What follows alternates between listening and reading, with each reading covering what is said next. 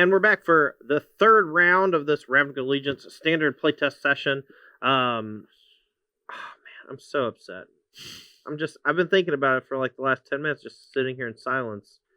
You know, what if Ross had not drawn that lightning strike? What if Ross had been playing a different deck? What if Ross had stopped complaining about drawing 7 lands every game and still winning anyway? You know? And if any of those had happened, I would be having a much better time right now. If ifs and buts were candy and nuts. Something. We'd all have a happy holidays. Yes. So today we're going to be playing the retooled version of the Simic archetype that I played on Tuesday. Due to a straw poll, y'all voted 51-49 that I would be playing this deck again. I made some changes based on some things I learned, but for the most part, I went off without a hitch. You know, Ross, there was one game where he cast Kaya's Wrath, destroyed all of my side of the battlefield, turned off my Cradle to Itlimoc, and he made 3 angels off of his Divine Visitation. And I beat him very easily. Not remotely close. Anyway, so we're going to take another stab at that against a deck with a lot more removal, a lot more just like chain resistance, kind of hitting me up the curve and disrupting me. We're going to see if my, Jadelight Rangers and things like that are good enough to handle your stuff. Because personally, I don't have removal in my deck. I don't have interaction of my own. So if you play something like a Niv Mizzet, there's a chance I just lose to it on the spot. Or Nicol Bolas or Nicol Bolas, the Ravager. Yeah, you can just transform that and turn it into a Planeswalker, and I can't really kill it. So it's going to be interesting to see how my deck interacts with something that not only has like chain removal up to the top, all the way up to Eldritch Reborn, but also with threats that are like hard to deal or hard to beat if I don't actually remove them from the battlefield. Yes, and I am. That is what I'm playing, a Grixis Dragons deck. This list is based on one that Brian Gottlieb featured in his article this week on StarCityGames.com, so you can look at that. He was writing all about Skargan Hellkite, card that, if you've noticed, I've been playing a lot of this week. So I'm kind of with him on why aren't people talking more about this card. 5-mana 4/4 Flying Haste Dragon. Yeah, with a bunch of other stuff attached to it. Probably a pretty good bet. This has been a good card standard for, 7 years now? So, this one's going to be good, too. Yeah, weird. So now we're backing it up with a bunch of removal instead of accelerating it onto the battlefield, though we can still accelerate it with both Treasure Map and Sarkhan the Fireblood. Or is it the Fireblood or just Fireblood? I can't remember. Doesn't matter. Yeah. So we are a dragon deck. I'm heavily Rakdos based. I'm basically splashing a blue for Nicol Bolas, which is normal, and Niv Mizzet, which is psychotic. But we have Treasure Map and Sarkhan to do so. So triple blue, gonna be easy. How many lands are in your deck that produce blue mana? 14. That's fine. How many lands in your deck don't produce either blue or red? 2. Yeah, you're fine. I played a Jeskai deck that had 27 lands, and I think 3 of them were plains, and I was casting Niv Mizzet on turn 7 pretty easily. Yeah, so. and we got 2 Niv Mizzets, and we have Sarkhan. So yeah, everything's going to be fine. Plus, half the time you're casting off Treasure Map anyway. It doesn't matter. Yeah, it's just a big pile of removal. Sarkhans and Treasure Maps are sources of card advantage rather than something like Chemist's Insight. And then we get to play Bedevil, get to play Lava Coil, 2 great removal spells, and just try to stall. We're going to try to stall Todd on the early turn so he can't get this huge mana advantage like we saw him do on Tuesday against Orzhov, and then just slam a dragon and ride it to victory. Yeah, it looks pretty sweet. I'm actually very excited to see another dragon alongside Sarkhan Fireblood to see how you can push that mana producing ability.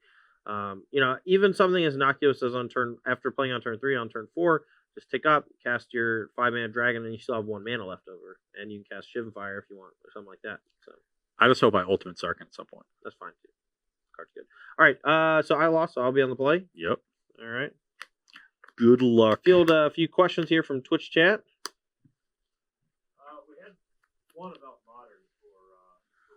I want to know what you thought about Pyromancer in your treatment. I've been generally unimpressed with Swiftspear recently. I don't think it does enough to help you out against the uninteractive matchups. So maybe Pyromancer is better. I don't know. I haven't tried it yet, but I definitely feel I like the idea of trying to find something else because I'm kind of off Swiftspear. All right, we're going to lead with Elf into Jadelight Ranger here. A pretty solid start for us. We chose Jadelight over Wild Growth because he led with Blood Crypt, which leads me to believe that we're getting hit with like a Lava Coil this turn. One matchup where Young Pyromancer seems good is against Grixis Shadow, where you're really struggling to generate resources and the extra 1/1s are relevant. Can help buy you time against their big creatures and just pressure them through removal, which is nice. So that's one place where I like Pyromancer. Not sure where I want to aim this coil. The Land Worlds is going to slow Todd down, but the Jade Light Ranger is threatening to pressure a Sarkin. You put the Shapers in the graveyard. Sure So that did. suggests to me that Todd has another play here for the following turn. And because he sussed out that I have a removal spell, it's likely that he has a 3-drop to play, assuming he's thinking that his Lanowells might die. So I think I'm going to target the Ranger and pass the turn. It's exiled. Not sure if that's relevant, but...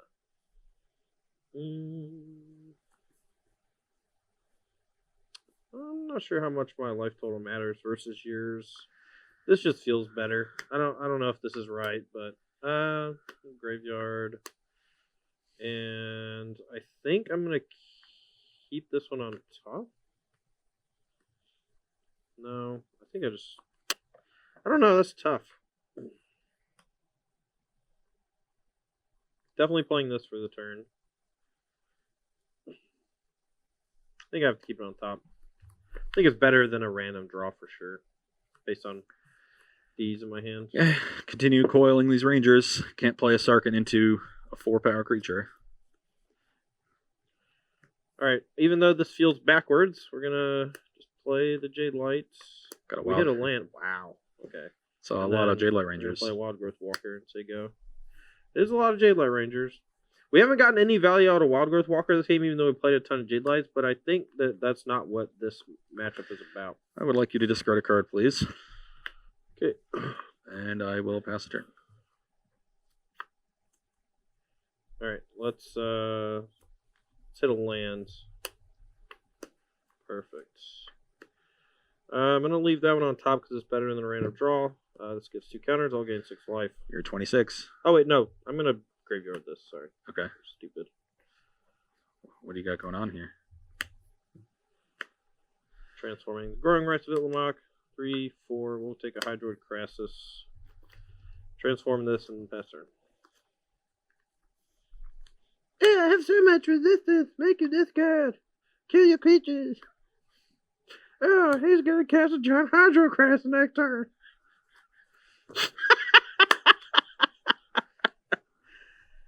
Whoo, baby.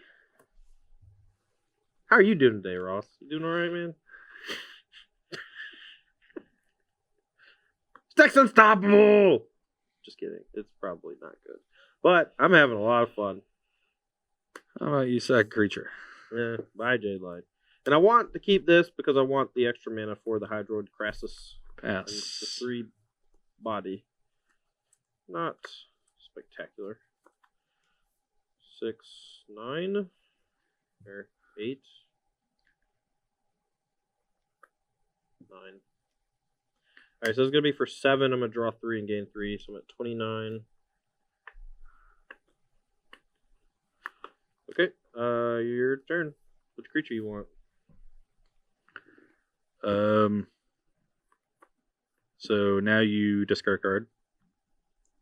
Oh, yeah, duh. Alright, why is it gone? You better kill this 7/7 flyer. Or else. Pass. It's quite a hand, Ross. Interesting. Oh, his hands is all 6 drops, huh? Nope. Oh, Just play your turn. You'll find out eventually. okay. Wow. Salty much? I will.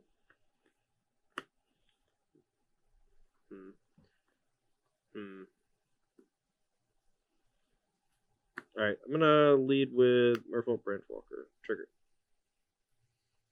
Right, take the Overgrown Tomb. We are playing 2 copies of Overgrown Tomb, specifically for sideboard finality. So just to give us that additional split equity. So you're at 32 now? Yes. Man, I don't know why. I actually I don't think he has counter spells in his deck, but I'm trying to figure out how best to play around counter spells. All right, whatever. It's a Nerve Grown Tomb going to 30. 30. I'm gonna play a Zagana and draw a card. Yep. I will tap this for 5 mana and cast a Vivian Reed. Yep. Okay, I will think for a moment. Definitely minusing. I guess I'll just minus the Ravager and start attacking. Because he's just going to get back either Ravager or one of my creatures, and so it's like the same, except... Well, I guess he makes me discard a card. Alright, I'm actually going to minus the Eldritch Reborn, because I just don't want to discard, and you're not that close to transforming. I'll attack with just these two. I missed 4 points of damage, but I'm pretty far ahead. I'll go to 9. Branchwalker should be in play, right? Yeah. Not in your graveyard. Oh, sorry. Oh, wait, I messed up. I should have more mana. I don't know what happened. Wait, is there one in my hand that should be in play? No, you played that you this cast turn. that one. And You found a land, then you played a land, and then you played Zagana, but you had this in the graveyard for some reason. So you have a green floating. Okay, so I have a green floating. I'll use it to play Sure. Adventurous Impulse. I'll take another Wild Growth and whatever. Go. Okay, I'm going to 9. On the end step, I'm going to Shiv and Fire to Kicker on the Zagana. Okay.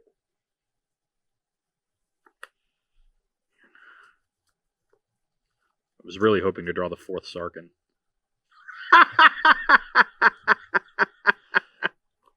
Attack Vivian. She did. Play a Sarkin. Plus it for mana. Play another Nicol Bolas. Nice. I guess that's also another reason. See, I'll discard a... let's see, Growing Marsh of Illimark could be good because it just finds another Crassus, so we'll pitch Wild Growth Walker. This thing has trample normally, so I'm just dead. Yeah, you are dead. Yeah. I was just going to do a lot of stuff before you conceded. Yeah, my hand was 3 Sarkins in the Shiv and Fire. Yeah. Okay. So turn 2 Coil, turn 3 Coil, turn 4 Nicol Bolas Ravager, turn 5 Eldritch Reborn. Not close. Not even Not remotely close. Okay. Well, we are going to take a quick break here and get some sideboard set up, and hopefully I can do more than that. I hope he doesn't. Anyway, if you have any questions for Rob, our director, make sure to at SEG Tour in the Twitch chat, and he'll be choosing his favorite ones to ask us right after we're done sideboarding. We'll be right back in just a few minutes. Don't go anywhere. Okay, pass. Okay. So Ross's sideboard is actually built for anti-creatures that are small. Lots of fiery cannonads, things like that. Moment of Cravings. We got a bunch of Dresses and Thieves for control decks. We got all these bad removal spells. Yeah, none of those cards seem super good against me. No, the assumption is that matchups like this are supposed to be good, but getting thrashed game 1 is a bad sign.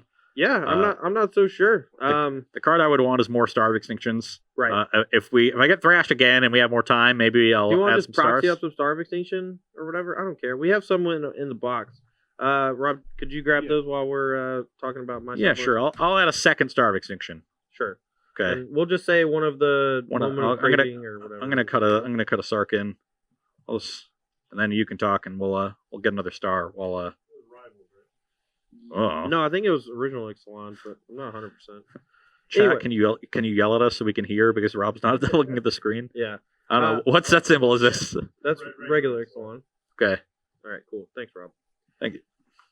All right, so from my side of things, That's not the right sleeve. from my side of things, I mean, I might need it to be marked to win, so. Can I finish? Sure. Okay, here we go. From my side of things, we want Find Finality as a means of returning creatures that have died via removal spells. We expect games to go long. Honestly, I would love a sideboard plan that involves some number of Crawl Harpooner alongside the Find Finality as a way for me to potentially take care of things like these big flyers from Ross's side of things. Unfortunately, we are not equipped to deal with those, and as a result, we have to rely heavily on Vivian Reed to do that lifting for us. I do think Carnage Tyrant is pretty good here. It's going to be pretty tough for Ross to get rid of it other than Star of Extinction. I don't think he has counter spells, but... I have Eldest Reborn too. Yeah, but I mean, the odds of me having no other creatures in play is pretty small. My entire deck is creatures and ways to find them. Oh, that's like a Fantastic Beasts reference, and I didn't even mean it. All right.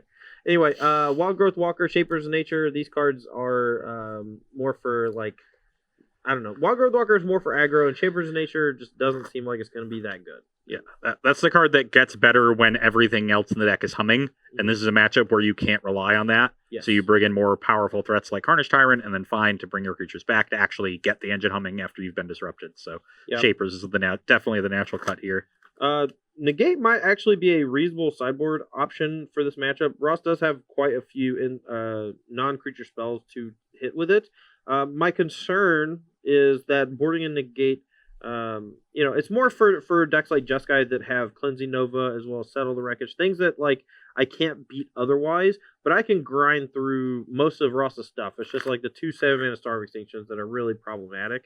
So I'm not gonna bring them in, but I may change my tune for game 3. We'll see. Okay. Well, I've already shuffled and drawn my hand, and it's fine. Okay. Well, while I'm shuffling, Rob, if you wouldn't mind hitting us with a few. Let's see. I guess The shuffle guy. Can we talk to the shuffle guy? I'm talking to you, shuffle guy. Okay. The way you shuffle is not true randomization. All right. Just gonna throw that out there. Shuffling via human, not random.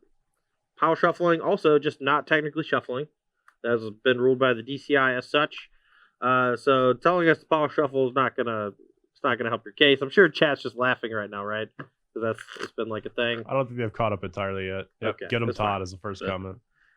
The papers on shuffling go into some like weird approximations using Markov chains. Yeah, tell him the math major about how to shuffle when he says the word and I Markov chain, is that right? Markov chain. Yeah, I don't know what that is. And I'm sure you don't know. Soren what it is. Markov? No, not that one. No, it's different not kind a of chain of Markov chain. Orzhov Planeswalkers. Yeah. So It is a sequence of vectors that you manipulate. It's been a while. you're dancing on this fool. Stop dancing on this fool. He's already dead. I had one lecture on Markov chains in 4 years when the Google PageRank algorithm was explained to us, which is not actually ranking. It's PageRank, not for web pages. Stop. It's named after Larry Page, Stop. which I think is calls funny. a nerd in chat. Nice. It's the Larry PageRank algorithm. Okay, my hand is not good, but I'm gonna keep it. Do we have any real questions before we start? We had one that you had answered Crap. on Tuesday. It was about choosing to play Adventurous Impulse instead of the new Simic split card. Oh, right. Yeah, I mean, being able to hit the land sometimes is just huge. So even though you see fewer cards, I think having the ability to get some interaction is kind of nice in your deck, though. You'd have a built-in way to deal with big flyers, especially. yeah, I thought about it. I just think that you're Being able to hit lands is a really big deal. yeah, though. you can keep a lot of like 2 landers with Adventurous Impulse, where like you probably can't keep 2 landers with just that one thing. Maybe Yeah. you try to maybe you add a land to your deck and then play that instead because it also increases your creature density. Well, Could we'll be. see. Either way, I have a Water Grave. Okay. It's going to enter the battlefield tapped Speaking of Adventurous Impulse, got it. and take a land. No, I have lands. No, you have to take a land just to send a message. Right. That's important. Is that That's how this works. your turn? Okay, I will play a Montagna and a treasure map. That's pretty good. Digging for some treasure here. Hinterland. Play Merfolk Branchwalker. Get a forest. Your turn. I have a swamp and another treasure map. You can go. This is not good. These are the draws that Ross will absolutely destroy me with. And Negate wouldn't even be that good here because I'm not holding up Negate on 2 after he's already cast a map, and he's ramping into giant creatures and not other things. So, Another impulse. Planeswalkers. No creature Is or there any land. thought to a split breeding pool is asked as numbers 6 and 7 Excuse me? of the Simic split card Adventurous Impulse? Sorry. If you wanted more of that effect, maybe. Yeah, I mean maybe. I'm not entirely sold that it's bad or anything. Like You'd be like 3 impulse, 2 of that one. Okay, I'm at 18. I'm going to scry. yeah, I mean I haven't tried it out honestly. I've just played Adventurous Impulse because I thought getting a land would be better. But with all the Explore stuff, we just keep hitting all our land drops because I'm playing 23 lands. So That seems reasonable, so we'll keep that and draw that one for turn. And play a Duran Catacomb and Lava Coil list creature. Just keep the battlefield clear while we're ramping up these maps.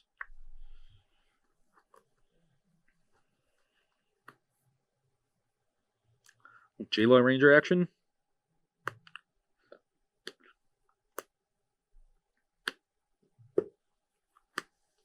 Go. So, put this one up. We put and Zagana and Hydrocrassus in the graveyard, which will become clear momentarily. But spot them at this point, and scry again. And so keeping on top with the first one also means the second one is effectively useless. So if there's like one specific thing you're trying to draw to, it's important. But bottom that too. And now we'll make sure I can transform one. Mhm. And don't need that either. I got you some turfs. Ryan over turfs. National Treasure Rhine over turf. And now they're off turn. And Cast Niv is it without dive down backup.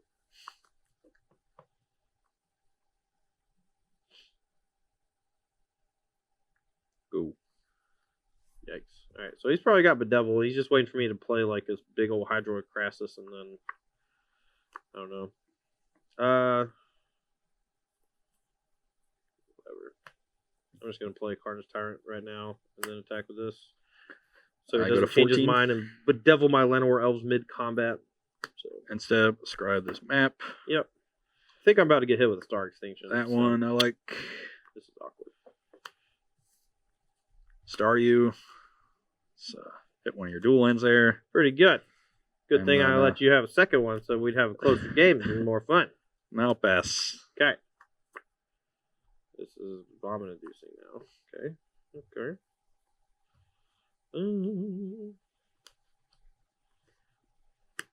Alright, I'm going to make a 3/3 flyer that gains a life and draw the card. So you're 21. That's what I got. Your turn. Upkeep. Let's transform this one and get 3 more Rhine over turfs. Ryan has come to battle. Scry, and definitely don't want another swamp. And draw. And that's fine. So let's Sulphur Falls, and now we'll play Niv Visit. So I got blue, blue, blue, red, red, red. And pass the turn.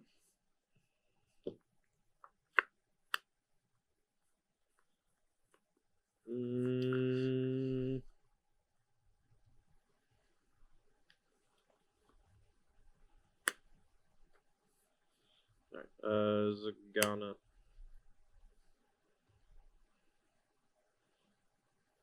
So you can Bedevil here and kill the Crassus, keep me from drawing a card, but he has to crack all these treasures, which effectively become cards later. So That's fine.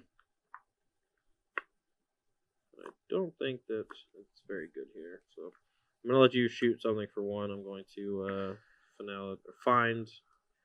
I'm going to get back. None of these cards are particularly good in the face of Niv, except for Hydroid Crassus, but I'll get that. And Carnage Tyrant. I'm just gonna shoot you for one. You go to 20. Yep.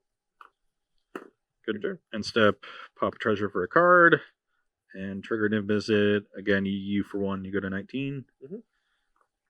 Unfortunately, we were 1 green mana short last turn of going find plus J-Light Ranger, which we wanted to do. Now draw for turn, deal 1 there. Lava Coil this one, draw a card, deal 1 to the Crassus, and then I'll draw a card off of a Cove, deal 1 to the Crassus, so that'll deal with that. Then I will play a Skargan Hellkite and Riot, give it haste, attack you for 9. Puts me at 10, Go to and 10. I am Pass the turn with 99% dead. 4 removal spells in my hand. Well, if I draw a way to deal with the Niv, I need exactly Vivian Reed. Yeah, if you draw Vivian, and then I have that to could be a beat start. Hellkite, but I can maybe do that. Okay, we are done. I mean, even with the Vivian, I've got Eldest Reborn to eventually get this back and deal with Alright, Vivian, but that's fine. We'll just see. that is closer to how I want those games to play out. Yeah, I mean, the star was the big deal. Yeah. I just need to probably have some number of negate in my deck after sideboard to help out with that. So we will make that change. The Fine Finale, I guess if you're hitting me with Lava Coil, these are just not as good as I thought they were initially. So I'm going to board out these 3 for 3 negates while I'm on the play. And the reason why we had 2 really good creatures with Jade Light Ranger, we put them both in the graveyard so we had more targets for Fine Finality. But turns out it didn't matter. We just got crushed. All right, Rob, what you got for me, baby? Well, we have a lot of talk about a best of one. No, pass. What else we got? That's about it right now. Okay. Well, I personally enjoy best of one. I am looking forward to them printing a lot more of these like split cards that, or modal cards even. Like if the more Azorius Charm type things, Esper Charm type things that we have access to, and I don't want to like be super comparative to something like Hearthstone because of obvious reasons, but a lot of Hearthstone cards have 2 different options for the card. Like it's very thematic. Like there's one that either deals 2 to a creature or player, or it makes 2 1/1s, right? And it costs 1 mana. But it's different in that game, right? But for the most part, like cards like that are obviously really good in best of one games because they're incredibly versatile. They help take care of something early, or in a pinch in the wrong matchup, you just turn it into like a mediocre threat that's still better than do nothing. And I think that we're gonna, we see Warrant and Warden cards like that. The Gruul one that you played today, the Threats and Thrash. And we see more cards like that, which in one matchup it's a removal spell, in another matchup it's a 4 mana 4/4. Not a great rate, but it's still good. Yeah, that's one thing they're obviously, it seems like they're doing, and we've seen some evidence of that. My issue with this whole best of one discourse is that it is entirely being based around how we build Magic decks for best of 3. And it's like, yeah, the pre-sideboard games go a certain way because everyone knows they have 2 post-sideboard games. Yeah. But everything gets built differently when you don't have that luxury of the sideboard games. And like you're going to see more of these anti-aggro cards in main decks, and you'll see more ways to like filter them away or somehow utilize them to good effectiveness in other matchups, and the metagame will shift. It's not just going to be best of one means aggro decks always win. Yeah. That's just a very reductive way of thinking. In my experience on Magic Arena, it's actually the opposite. Like, Jeskai Control has crushed me like every time I play aggro. And a lot of it has to do with just the strength of Deafening and Clarion, but also like, if I am slanting my deck to beat aggro with things like Lava Coil, like they just get a bunch of me drawing dead cards in random spots. So yeah, there's a lot of give and take. We also have a lot of this debate because apparently there's a Wizards of the Coast email that came out that they're going to try quick play drafts in stores, and so that's what a lot of people are talking about right now. That sounds awesome. Okay, first of all, I think best of one is perfect for limited. Okay, like having the card you draft, building your deck or whatever, and then having like sideboard cards. Like having to draft sideboard cards feels weird. Having sealed deck where you can literally just change your entire deck just feels really stupid to me. But at the same time, like whenever I started playing Arena, I literally just did the quick drafts because all I wanted to do was physically draft cards again, like just do the draft again, and that was great. And if I could just do that faster, that's even better. I don't know. Yeah. I don't know why people are so upset about this. Whatever. People hate change. It's fair. My hand's great. I was just upset about the reductive analysis of everything. Like best of one does not mean we're playing pre-sideboard games. Those are very different things. And so think about how that changes the way you build decks and what the implications of that are. And that's hard to do. Also, I think if best of one ever becomes like a major tournament setting, it's not going to be like, hey, you play one game and you're done with the match. It's going to be like, hey, you bring 3 or 4 decks and then you play best of one for those 3 or 4 decks. Like, they're not going to have a round of Magic take 10 minutes and then that's it. Exactly. Just put some. That's just modern, right? Nice one. All right, I hit you for 2. 18. Play another Branch Walker. I will keep that one. Play this and say go.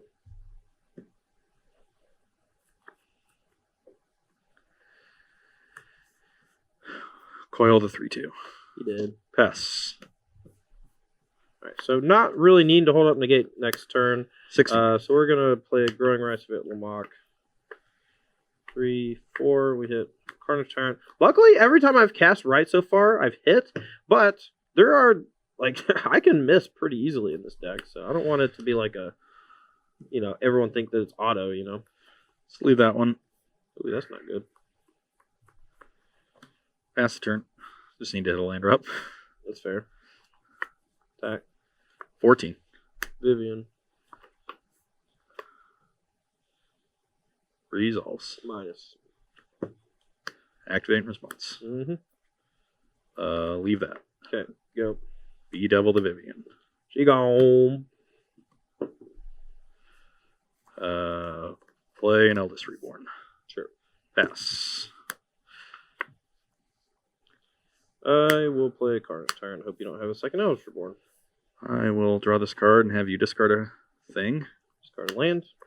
And So Breeding Pool has noticed that it seems like there's a lot of enchantments in these test games you all are playing. Mm-hmm. So have you found any really good ways to try to mitigate that besides the just obvious naturalize? I mean, I just think cards like Knight of Autumn are going to see a lot more play. We just have to, we're putting a huge emphasis on testing. Come on, really? What did you have to think about? I could have played a Niv Mizzet and tried to kill whatever you don't have follow. to sacrifice that. What are you talking about? Oh, Have you that's never not how cast this works. the History of Benalia? I just assumed that these were legendary for some reason. Well, that made my play a lot easier. I'm sorry. Blow up that one. Doesn't it just feel like it should be legendary? Yes, it does. I don't know why they're not, honestly. Man, whatever. Discard a card. I think I just have to discard negate at this point. I just have no use for it. No, no. I'll discard Growing Rights. You already knew I had the negate anyway, so I'll hold on to it. Which one of these do I want to play? I'll just play the Niv Mizzet. Okay. You can go. Hate you. Hate you so much. I really didn't want to have to do that. I don't know what I'm supposed to do this game. Let's see. When did you first hit me with... I played a Growing Rights. I could just not have played that and held up negate on the turn where you played the Eldest Reborn. No. You played Eldest Growing Reborn. Rights, and then I just passed with Bedevil up and Map, and then you played Vivian Reed. And I'm minus on Map. Then you killed Vivian. And played the first Eldest Reborn on a creature, on the second Branch Walker. Okay, and then I played Vivian on the... And then you played Carnage Tyrant. And I played second Eldest Reborn. On Carnage Tyrant turn, I could have just held up negate, but that seems awful. Oh, just jammed a giant dragon. Yeah. Okay. I have to take up, and I have no real way to get Niv off the table, so we are basically dead here. Zagana probably shouldn't be in my deck after board because it just doesn't do enough. All right, I'm gonna quit. Yeah, my hand's pretty good. Yeah. We're gonna be returning a Carnage Tyrant there, and yeah, I do. Bedevil looked sweet there. I'll say that. For we had Heroes Downfall for 2 years, and it was real good. how much? We got a lot of time, right? It's 20 of currently. Got 20 minutes. Well, the problem is a lot of our decks are in friggin' Frankenstein mode because let's take some questions, and I'll figure out how to get this Gruul deck back together. We'll have to figure out how to get my other deck back together. The Teamer deck too. Yeah, I guess it's just the lands. Okay. Well, let's take some questions, and we'll do that while we're because Todd wanted to play against the Gruul deck. I do want to play. I mean, I'll play against the Grixis deck. Do you want to just play that? I just don't think that matchup's going to be at all fun. I think the Gruul deck actually. Yeah. I think the Gruul deck makes a lot of sense. I think we only have 4 stomping grounds right now. Okay. Let's just not worry about it. It's fine. Okay. You want to play against the Grixis deck and just clown me? I think the problem is we're sharing lava coils and all this other kind of stuff. Okay. Yeah, I don't know how things are going. We'll just talk until it feels like we should come to a close, and then we'll just move on with our lives. Okay. We're getting here's a good one from CDog7262. Is Steel Leaf Champion playable in Gruul? I keep trying to think about it, how I would make the mana work, because I think there's enough low end to not, you don't have to play Zertog Goblin, you can play Thorn Lieutenant there and be no red 2 mana cards, or no red 2 drops at least. But to play Rhythm of the Wild and Gruul Spellbreaker, then it starts getting tough, because if say you're either Mountains or Gruul Guildgate. Say you're a 24 land deck, okay, and you want to play Steel Leaf Champion, bare minimum, you need 22 green sources. And if you don't want to play Gruul Guildgate, then you only have the 8 dual lands.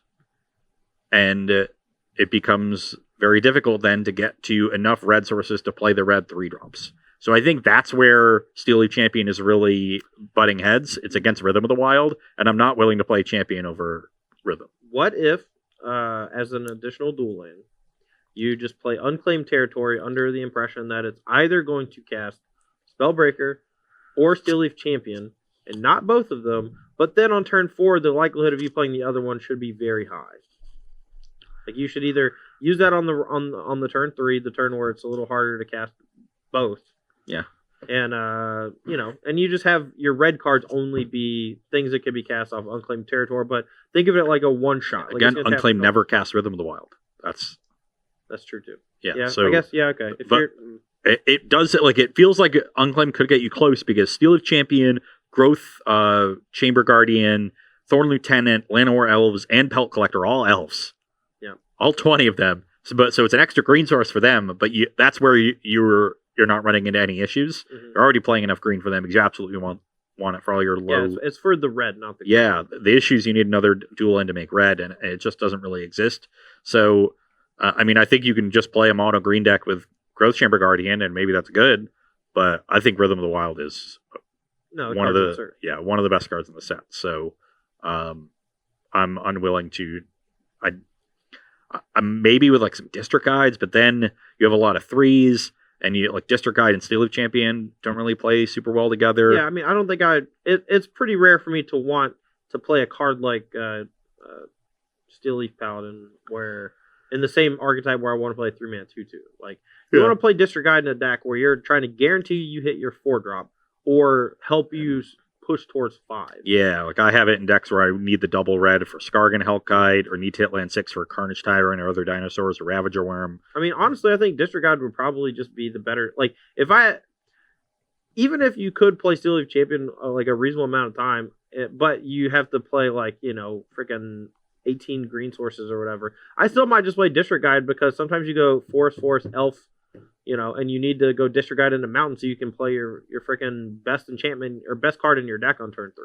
Yeah, and I have in both lists of my article earlier this week, I had District Guide, and both of the comments were about playing District Guide over Jadelight Ranger, and it's just like the mana fixing on District Guide was so important, the way those mana bases were built. And I think once you have the ability to attack on Riot with it, onto the 2/2 body and make it a 3/3 that finds a land when you have Rhythm, and that's pretty relevant. 3-mana 3/3 that finds a land is great. All right, next question. From Commissar Bolton, do you think Electro Dominance will see legitimate modern play? Didn't we go through this with Karizev's expertise? Yeah, no, it seems like it. Yeah. Well, you don't remember this? Was it? Oh, yeah. Oh, Brandon Ajar was great. I don't know if you ever did that one. Like, this one's a little different. Okay, Karizev's expertise, the front half of that card does nothing. I want to throw that out. Well, the idea with Electro Dominance is that you're casting for 2 or 3 mana, so it basically does nothing. At 2, it literally does nothing. The real difference is you don't need a creature in play to cast it. Yeah. So because you can target players. So was that the thing holding that thing back? I don't think any of these are better than As Foretold as well. Like, no, I think you play this in addition to As Foretold because okay, so are we like an is it control deck that's trying to do all these things? Sure. Man, is that good enough? I don't know. All I know is you can just kill your opponent on turn 2, and that's pretty exciting. How are you killing your opponent on turn 2? Turn 1, Faithless Looting. Turn 2, Living In, kill you. Oh, you discard Kiki Jiki and Deceiver Exarch? Yeah, or just Gristlebrand, whatever. Like, it doesn't matter. Like, it's literally just like giving you more effective, Wario's Vengeance type effect. If you're telling me that this is the card that like gives that like As Foretold deck that Tom Medvec's been playing enough consistency to be good, that is an argument I can buy. But most of the time, I've just seen people say Electro Dominance is great. It lets you cast all these spells, the 0 spells for the Ancestral Visions or Living End or Restore Balance or Wheel of Fate. Pick whichever one. And it lets you cast these things for 2 mana. It must be great. Like, that's just broken and too good. That's not the same argument. This is an argument that it's a redundant copy of this kind of effect and is also a cheaper one, so it gives you a minor bit of explosiveness and it rounds out the deck. People often get hung up on the last card printed that makes a deck good being the card that is obviously broken because they think, well, before it wasn't good and now it is good, so this must be the card that put it over the top. but it's not actually the best card in the deck. The most recent example is Creeping Chill and Dredge. Everyone talks about how nuts Creeping Chill is in Dredge because it wasn't playable before and now it is. And Faithless Looting is the best card in Dredge. Yeah, by a and lot. Followed by Cathartic Reunion, followed by Stinkweed Imp. It's always really close, and this thing just pushes it over. Exactly. It was the card that just pushed over the top, and it just happened to come last. But it's not. It's like the 7th best card in the deck. Yeah, I mean, if I'm thinking about playing this, blue-red deck with this card, and I'm not excited about it, and I love doing this kind of nutsy stuff. It just seems like your fail rate is so astronomically high compared to just playing Krark-Clan Ironworks, where your entire deck says draw a card, except for this one card that says sack everything and gain that much mana times 2. But if you can, if you're telling me this is the card that lets Tom Medvec's deck be good, I think maybe that's true. I don't know. I'm skeptical, but you have me intrigued because that deck is sweet. Yeah, I do love the whole turn 1 looting away Kiki Jiki, turn 2 whatever, turn 3 cast Exarch, untap a land, Simian Spirit Guide, Goryo's Vengeance, Exarch kill you. Random story. I remember the classic that top baited because it was Philadelphia and it was basically a year ago because it wasn't a classic. It was top 8. No. Or it won a classic in Philadelphia. Oh. And the thing is, because Matthias Hunt, Riot Overturf, and I were watching the Royal Rumble in his room. Yeah. And then Ross came in with Caleb D and a few other people, and you all were dissecting this deck and trying to figure out how to make it better. Yeah. And that's just a really funny memory to me. Let's correct a point of the story though. His deck took 2nd in that classic. Oh, 2nd? To me.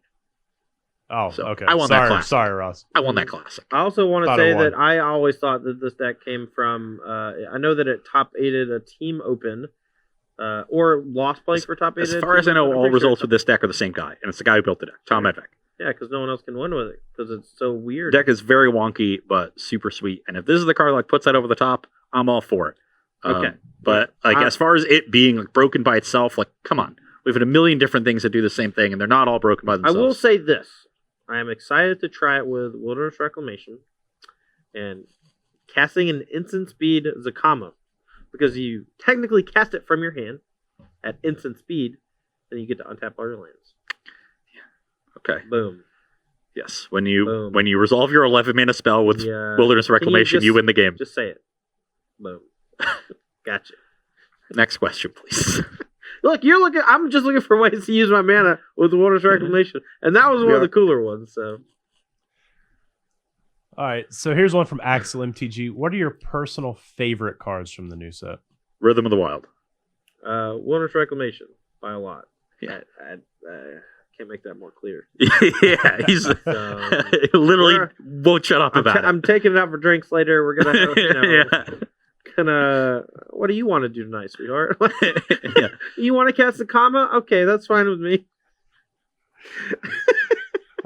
Primal Chief wants to know, what are your extended thoughts on Incubation Druid? I know we talked about it briefly earlier. This is the Simic split card? No. This is the Druid that taps for 3 mana if it has a +1/+1 counter. Yeah, everyone seems to be going nuts about it. The thing that intrigues me the most when I look at it is that the baseline just 2 mana 0/2 mana creature Utopia Tree is not an unplayable Magic card. Yeah, it was a rare in Invasion, and it was good in Invasion block constructed.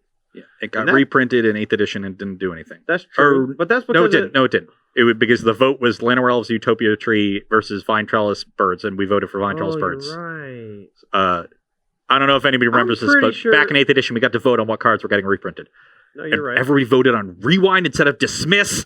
What is wrong with you? Yeah, but Rewind was also busted. Rewind was still very good, and you got to play Rewind with a freaking instant to your deck for an instant. What was it called? With flashback? Mystical Teachings. Mystical Teaching. Okay, we're going off the deep end. Back to Incubation we got 10 Druid. minutes left. We got to go off the deep end. Incubation Druid. So the fact that the baseline card is still perfectly fine, and dinosaur style decks or red green monster style, Gruul monsters style decks will want to play this card, kind of like they played Sylvan Caryatid, and then sometimes it's just busted, seems great. The issue is I don't really like any of the cards that pair with it to make it busted. Yeah. You ever say Hadana's Climb?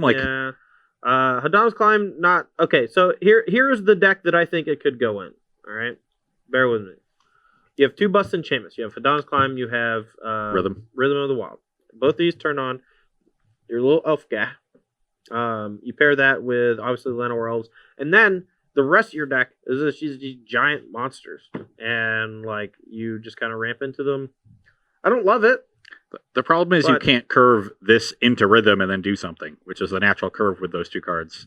So the fact but that you the can play curve pattern, it into Climb. You can either climb. You want to play both and you teamer. Oh, absolutely. Teamer monsters. Yeah, teamer monsters is what I meant. Okay. So you do both, and you either like play your Rhythm first, or you play your elf into creature Rhythm, first. or a druid into Climb. So you just. Yeah. But I guess elf into Climb is also okay. Well, also if you draw your Rhythm draw or whatever, like Rhythm is just busted, you know, and like it doesn't matter what creature you're casting with it. Yeah, it's gonna be good. I guess if you go incubation into Rhythm, next turn you just play a 5-drop and it's great. Yeah.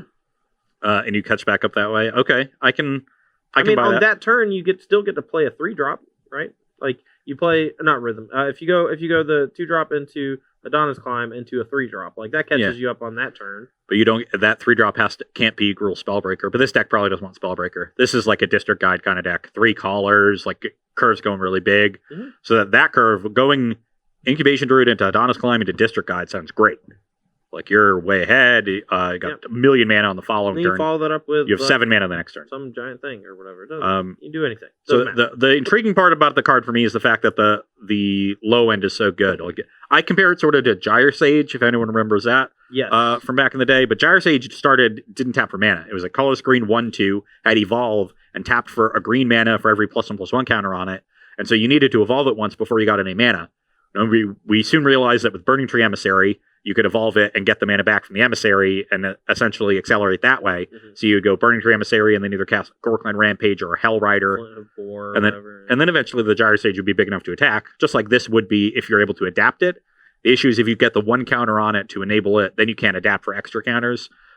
So I'm kind of interested, just because I'm interested in a secondary mana creature in my like Gruul Monsters decks, because it looks like there's a lot of tools for that style of deck. It's a rainbow mana creature, which is important. Yeah. So it'll help fix your mana, which is great.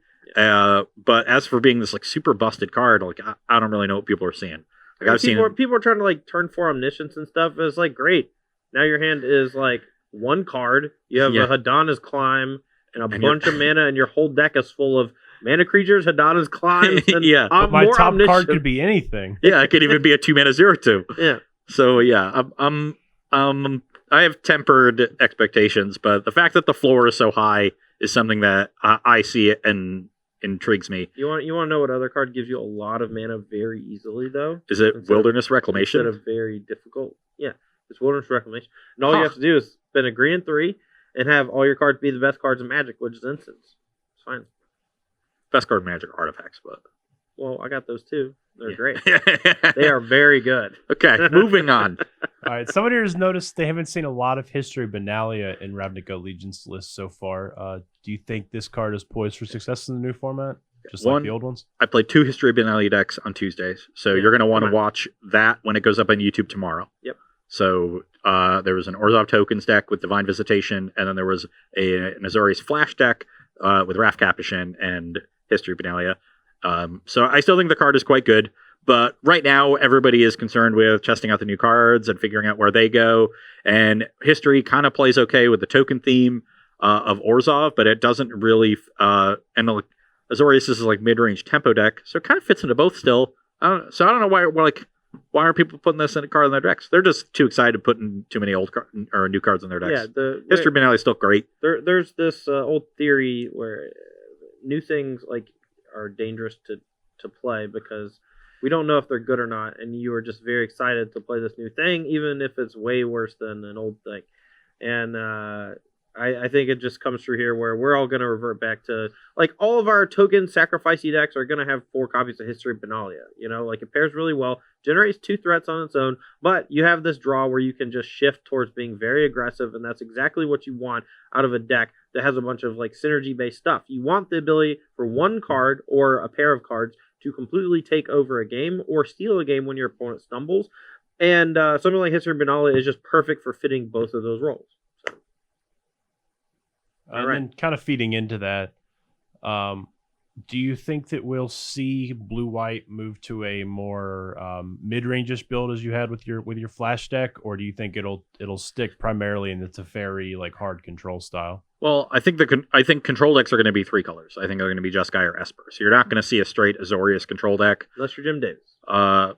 Unless the 3-color control decks are really, really good, because the straight Azorius deck is probably going to be better in the mirror, because you're usually playing the 3rd color to get some removal, like Mortifies or Deafening Clarions and stuff, and so you get an advantage by just being Azorius if you don't have to worry as much about aggression.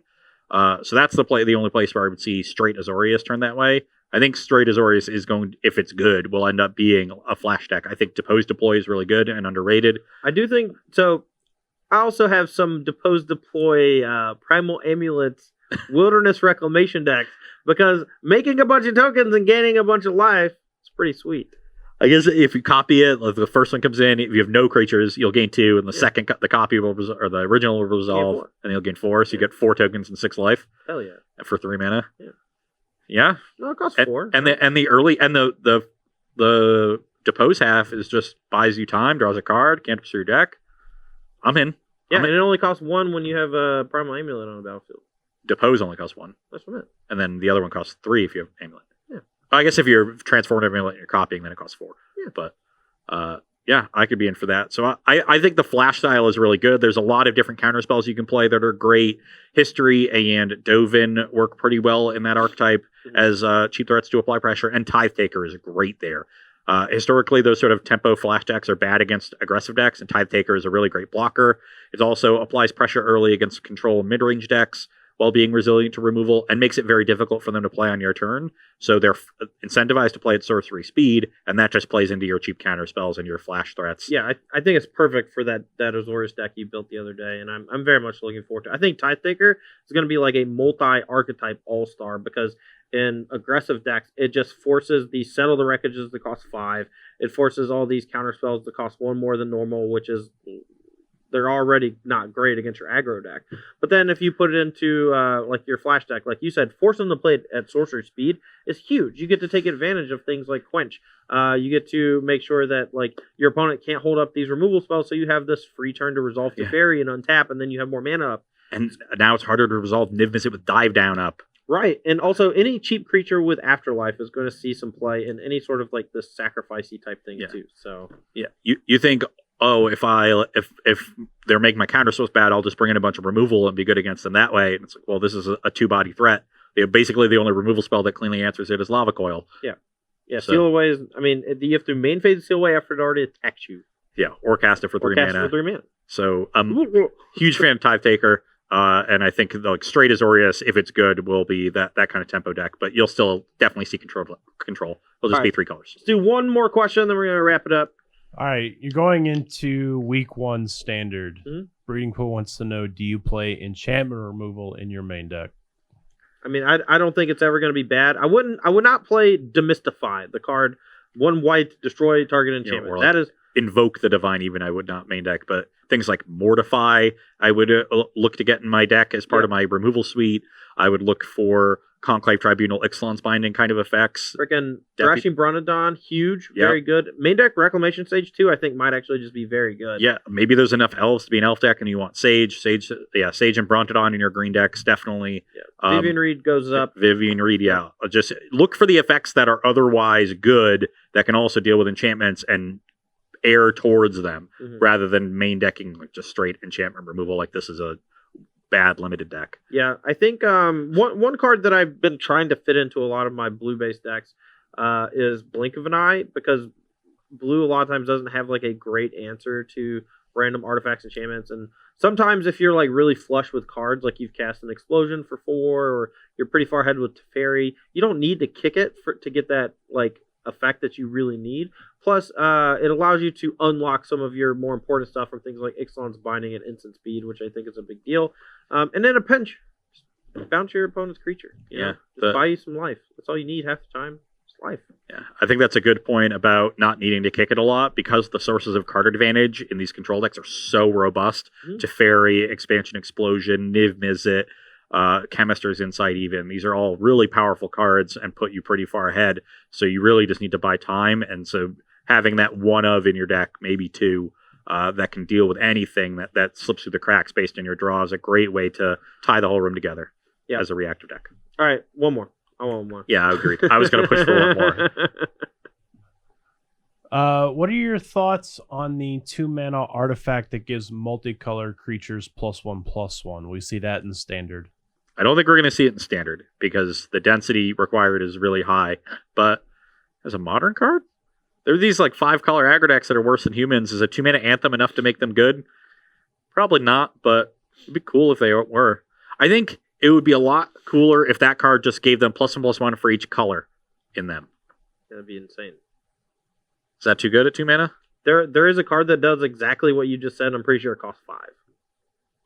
I'm pretty sure it was in the last Ravnica block, and it was white 3. And it said your creatures get +1/+1 for each color symbol in their friggin' thing. Yeah, I think this does seem like one of the cheapest kind of artifact anthem effects like this. I mean, 2-mana anthems are generally like pretty good, and they can slip into modern play. And there's enough multicolored creatures and the mana base to make things like that work. The only question is whether doing that is better than humans now, because humans is a powerful deck, and it's generally not.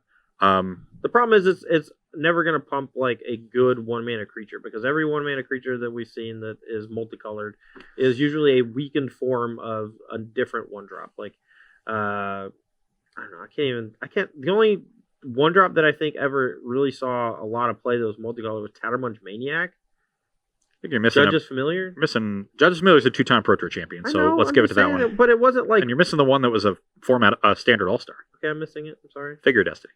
Yes. Okay, that's fair. Figure of Destiny is a Kithkin, not a human. So anyway, you have to find the I guess freaking tribe at this point that is pretty heavy on multicolor, so you get to play Cavern Souls and Unclaimed Territory.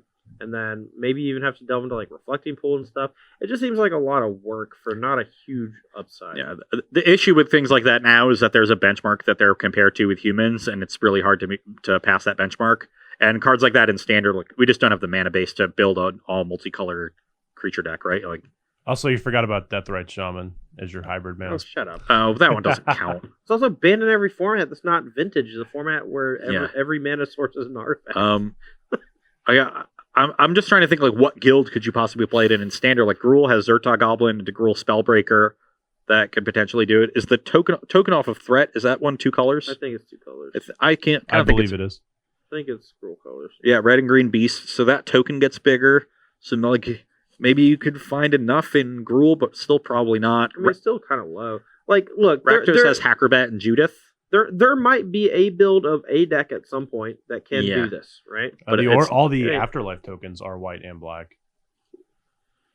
I changed my mind. I changed my mind. And Pitiless Pontiff is multicolored. Okay, maybe in Orzhov Afterlife. It has to be okay. I think tokens change the game. Okay. Yeah. You get enough tokens in there. I don't know if you even care about playing the freaking 4-mana 3/4 that your opponent discards a card and you gain 3 life. The one in the cycle. I don't know the name. I don't know. Some weird name. Anyway, who cares? Doesn't matter. All right. That's going to be it for Ross Mayer and myself today. We're going to be probably bringing y'all just 6 more sweet Ravnica Legion standard decks next week, right? I think, we're going to definitely be doing Ravnica Legion standard the very least up until the Open in Indianapolis. Which I'll be there. I'm so battling you. You got 3 guesses and 2 of them don't count. Yeah. A card that's going to be in my deck. And but I think next Monday is when we should have the full set. So we're really going to be able to sink our teeth into it and have the full picture of what's going on and start trying to figure out how these decks interact with old decks. So it's going to be a whole lot of fun these next 2 weeks on Versus Live, and we hope you can join us for that. This weekend we have the SCG Tour stopping in Worcester, Massachusetts, where who's doing commentary?